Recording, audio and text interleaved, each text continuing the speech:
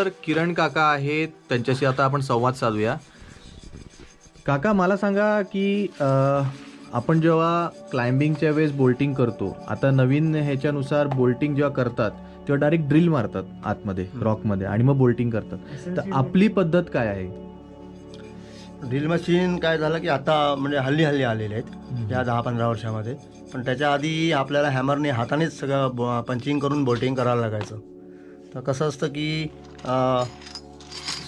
मशीनमध्ये काम खूप फास्ट होतं आणि त्याच्यामुळे स्किल नाही, जे कौशल्य जे आहे ते नाही आहे. कारण मशीनमध्ये तुम्ही 5 मिनिटामध्ये 2-3 मिनिटात एक होल मारून होतो आणि त्याच्याऐवजी जेव्हा आपण प्रत्यक्ष हॅमरनी बोल्ट पंचिंग करतो तेव्हा जवळजवळ अर्धा तास लागतो आणि त्यावेळी तुम्हाला रॉकवरती जे बॅलन्सिंग करून ते करावं लागतं. ते अर्धा तास तुम्हाला रॉकवरती बॅलन्सिंग करावं लागतं. ते क्लाइम्बिंगचं स्किल जे त्याच्यामध्ये आहे.